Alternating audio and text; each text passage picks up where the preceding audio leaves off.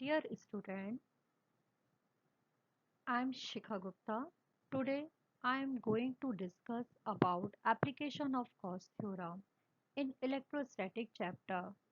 As you have already studied Gauss theorem in 11th class, so we start first what is the Gauss theorem and why we need a Gauss theorem in application. Okay? We know that Gauss theorem. According to Gauss theorem, the closed integration of E ds cos theta equal to q upon epsilon naught, where E is the electric field and ds is the surface area, theta angle between surface area and electric field, and q is the charge. If we are apply Gauss theorem at any application, they follow some basic assumption. We are discuss some basic assumption. The first basic assumption of Gauss theorem is first we are consider Gaussian surface. That means if we are calculate electric field E at particular point, they are consider a Gaussian surface. This Gaussian surface passing through a that particular point. Now the second assumption is we consider electric field E at every point is symmetrical. That means the Gaussian surface passing through at that particular point, at every point the electric field is symmetrical on Gaussian surface. Third, the angle theta at every point is symmetrical. That means the angle what? Angle between the surface area ds and the electric field is symmetrical on all every point on a Gaussian surface. Let me explain Gaussian absorption with the help of diagram. First, we are consider a charge q. We are calculate electric field and at another point P. Now we are discuss the first point of Gaussian surface. If we are calculate the electric field at another point, we are assume a Gaussian surface which is passing through that particular point. So we are draw a Gaussian surface. Now the second assumption is the electric field is symmetrical on a Gaussian surface. So see the diagram. Every point the electric field will be same. Now the third assumption of Gaussian surface is the angle between electric field and surface area is symmetrical. We know that the angle between electric and surface area will be zero because the direction of surface area along the electric field, the angle will be zero. On Gaussian surface, the every point, the angle will be symmetrical. So we write the angle between electric field E and the surface area ds is 0. Now we start the application of Gauss theorem. We discuss the first application of Gauss theorem is spherical surface. We are consider a spherical surface with a radius r, which is charge plus q. The radius of a sphere is capital R. We are consider another point which is distance from a small r from the sphere. We calculate the electric field on that particular point. Again, if we are calculate the electric field on that particular point, we are follow the 3 points of a Gaussian absorption. The first point is we are consider a closed Gaussian surface which is passing through at that particular point. Now the second point is the electric field is symmetrical on a Gaussian surface. See the diagram. Every part we draw the diagram. The electric field is same. That means the electric field is symmetrical on a Gaussian surface. The third point is angle is symmetrical. In figure we see that the angle between electric field and ds is 0 because the electric field is the direction of ds. Okay, that means the angle is symmetrical on a Gaussian surface. So we write the total electric flux through the Gaussian surface.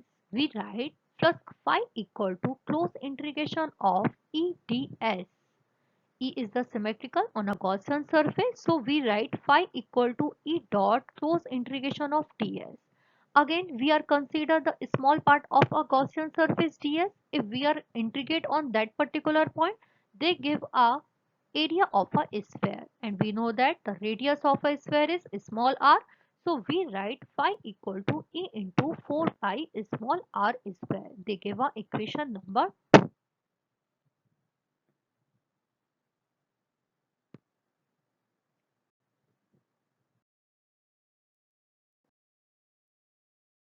According to Gauss theorem, phi equal to q upon epsilon naught give equation number 3. We know that what is epsilon? Epsilon is the medium permeability, q is the charge. If we are using equation 2 and equation 3, both equation give the value of flux. So we write E into 4 pi r square equal to q upon epsilon 0. They give a electric field E equal to q upon 4 pi epsilon naught r square. R is the radius of a sphere. So we consider a sphere of radius capital R with its center at O.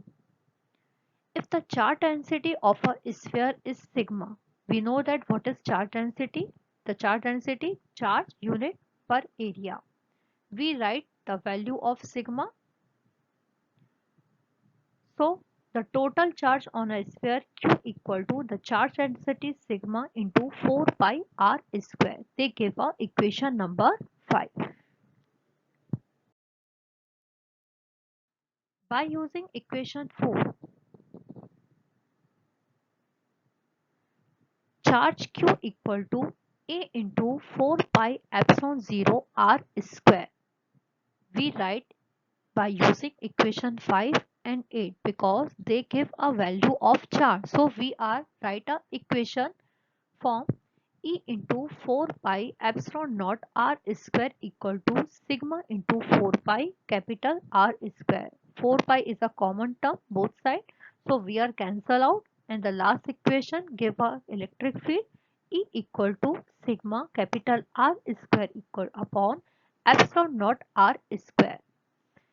It is clear that see equation 4. The electric field E at a point outside the cell is the same as that due to a point charge because the electric field is depending upon a radius r. If r is a constant, so the electric field is a symmetrical on a sphere outside the cell. We have discussed another two cases. The first case is if point P lies on a surface of a charged sphere. That means if we are consider a point P which is calculate the electric field and this particular point lies on a surface of a sphere. That means small r equal to capital R. Now the electric field on that case E equal to Q upon 4 pi epsilon naught small r square. Right? Electric field E equal to Q upon 4 pi epsilon naught capital R square. Using equation 5, the charge equal to the charge density sigma into 4 pi capital R square. So we are the value of sigma. Sigma equal to Q upon 4 pi capital R square. See the equation 8. The equation 8 is E equal to Q upon 4 pi epsilon 0 r square. Put the value Q upon 4 pi r square. That means the whole value is replaced by the sigma. So the equation 8 become a E equal to sigma upon epsilon naught. Now we are discuss the second point. The second point is if the point P lies inside the sphere. That means if we are calculate the electric field and another point which is inside the sphere. So we know that inside the sphere the charge density is 0. So the electric field will be become a 0. So we write capital E equal to 0. Thank you.